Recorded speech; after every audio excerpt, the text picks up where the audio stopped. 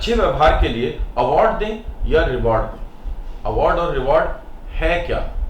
अगर ये रीइंफोर्समेंट है तो ये तो फिर व्यवहारवादी हो गया। क्या ये सही है या गलत है? क्या हर रीइंफोर्समेंट सिर्फ रीइंफोर्समेंट होता है या रीइंफोर्समेंट में मोटिवेट करने की क्षमता होती है? बहुत सारे प्रश्न हैं। मैं दीपक कुमार शर्मा, आज मैं कोशिश करूंगा कि आप रीइंफोर्समेंट वर्सेस मोटिवेशन को समझ पाए। यानी अगर आज के बाद आपके पास में कोई क्वेश्चन है तो उसमें आप पुनर्बलन और अभिप्रेरणा के बीच में कंफ्यूज ना हो, ये हमारी कोशिश रहेगी। चलिए, डिवीजन के लिए हम एक लाइन डाल देते हैं, हालांकि कोई बहुत क्लियर कट डिवीजन तो है नहीं। तो सबसे पहले समझने की कोशिश करते हैं कि दोनों को कैसे समझेंगे। जहां तक बात करें कि रीइंफोर्समेंट क्या है, रीइंफोर्समेंट है एक व्यवहारवादी तरीका, है ना। और जब मोटिवेशन आता है तो मोटिवेशन है बेसिकली मानववादी तरीका। यानी ये एक ह्यूमनिस्टिक अप्रोच है, ये एक बिहेवियरिस्टिक अप्रोच है। ज्यादातर बोलबाला इसका है। और अगर आप एनसीएफ 2005 उठा के देखेंगे या किसी भी अभी अगर रिलेवेंट कॉन्टेम्परेरी थिंकर को सुनेंगे तो वहां सारा जोर किस चीज पे है? मोटिवेशन पे है। लेकिन अगर स्कूल्स की बात करें तो स्कूल्स के कक्षा कार्य की कॉपी से लेकर के और हर व्यवहार के लिए जो अवार्ड और रिवॉर्ड दिए जाते हैं उन सबको देखेंगे तो आप पाएंगे कि रीइंफोर्समेंट सब जगह पे है।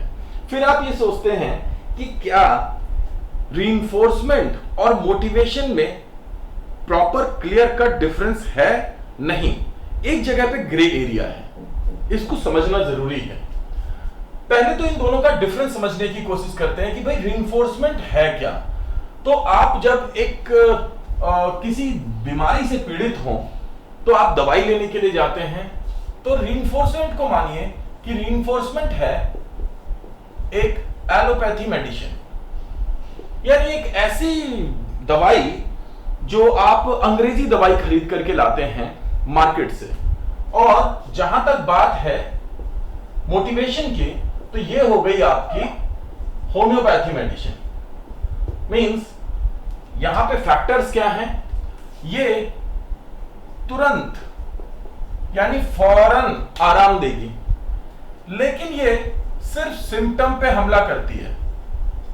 यानी जो कारक दिख रहा होता है, नजर आ रहा होता है, उस पे हमला करती है, जड़ से समस्या को नहीं हल करती। इसमें समय लगता है भाई, लेकिन ये जड़ से समस्या को हल करती है ना। ये बेसिक डिफरेंस है भाई। अब ये मत सोचिएगा कि ये इसका शुरुआत जर्मनी में हुआ था, इसकी बात है। No, we are not talking about, वैसे इसको सोचा भी जा सकता है। एलोपैथी मेडिसिन जो है उसके अंदर साइड इफेक्ट होते हैं। इसका अर्थ क्या है कि जब आप रीइंफोर्समेंट की बात कर रहे हैं तो रीइंफोर्समेंट का प्रभाव तुरंत होता है। बच्चे ने काम किया, आपने तुरंत उसे एक चॉकलेट दी, वो बहुत प्रभावित हो गया, अगली बार भी काम करने के लिए तैयार हो गया। पर हुआ क्या? आपने उसके एक व्यवहार के लिए दिया, पता नहीं उसकी आंतरिक सोच कैसी है उस काम के लिए। साइड इफेक्ट क्या होगा? हर बार उसको चॉकलेट की जरूरत पड़ेगी अपने काम के लिए, और अगर आपने चॉकलेट काम देनी बंद कर दी तो वो काम करना भी बंद कर देगा। यहां पे क्या है? टाइम लगेगा, धीरे धीरे धीरे धीरे मोटिवेट होगा, लेकिन अंदरूनी रूप से उसके अंदर ये प्रेरणा जागृत होगी, प्रेरणा होगी। यानी यहां पे तो बलन हो रहा है, यानी आप फोर्स कर रहे हैं, यहां पे प्रेरणा हो रही है, यानी वो खुद से प्रेरित हो रहा है। तो वो जो उसके अंदर से जो प्रेरणा आ रही है वो हो जा रही है। अब ये प्रेरणा कितने तरीकों से आ सकती है? तो इसके दो रूप हो सकते हैं। एक तो हो सकती है बाहरी प्रेरणा, अभिप्रेरणा, और एक हो सकती है आंतरिक अभिप्रेरणा। अभी हम फिजियोलॉजिकल, साइकोलॉजिकल, सोशलॉजिकल की बात नहीं करेंगे। अभी हम सिर्फ आंतरिक और बाहरी की बात करेंगे ताकि कंफ्यूजन ना हो। और जब मोटिवेशन पे सेपरेट क्लास होगी तो उसमें बताएंगे आपको कि कितने प्रकार के हो सकते हैं, तो कंफ्यूजन ना हो। अब रीइंफोर्समेंट भी दो प्रकार का हो सकता है। एक तो होता है भाई नेगेटिव और एक होता है पॉजिटिव। अब अगर मैं साधारण तरीके से बताऊं तो आप ऐसे कर दीजिए, कभी भी आप फेल नहीं होंगे। एवरी पॉजिटिव रीइंफोर्समेंट, हर पॉजिटिव रीइंफोर्समेंट बाहरी रूप से आपको अभिप्रेरित करता है। तो every positive reinforcement is extrinsic motivation, याद रखेंगे। हर एक बाहरी मोटिवेशन जो है वो कहीं ना कहीं उसमें एक फैक्टर होता है, वो होता है पॉजिटिव रीइंफोर्समेंट का। अब जरूरी नहीं कि यहां पे कोई फिजिकल चीज मिल रही हो, जनरली बोला जाता था फिजिकल, लेकिन जरूरी नहीं, पर यहां पे इंपीरिकल जरूर होगा। मतलब आप उसे देख सकते होंगे जिस चीज के कारण हो रहा है।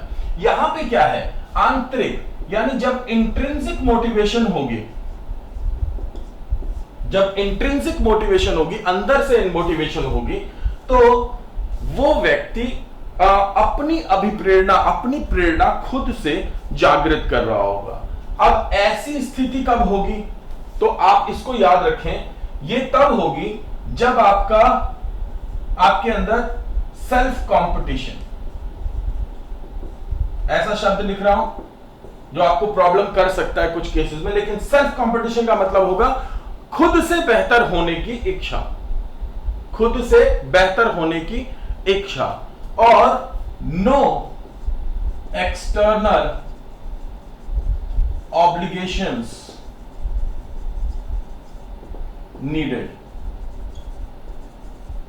कोई भी बाहरी दबाव की जरूरत नहीं है। मतलब ऐसा बच्चा जिसे कि पढ़ने के लिए कहने की जरूरत ही ना हो, जो खुद ही पढ़ ले, जो खुद ही एक्स्ट्रा स्टडीज कर ले, जो खुद ही अपने द्वारा बनाए गए असाइनमेंट को ही ज्यादा बेहतर करने के लिए टीचर से टाइम मांगे, खुद ही एक ऐसा बच्चा जो कि अपना पेपर लिखने के बाद कहे कि मैं इससे बेहतर कर सकता था, जो पूरी रात जग करके अपना प्रोजेक्ट पूरा करे और सुबह जमा करवाते समय कहे एक दिन और दे दीजिए, इसे मैं बेहतर कर सकता हूं। ये सब इंट्रिंसिक मोटिवेशन के रूप हैं।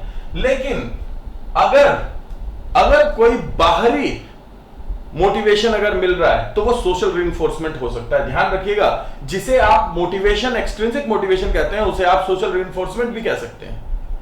सो इन दैट वे वो जो सोशल रीइंफोर्समेंट है, that can be positive reinforcement.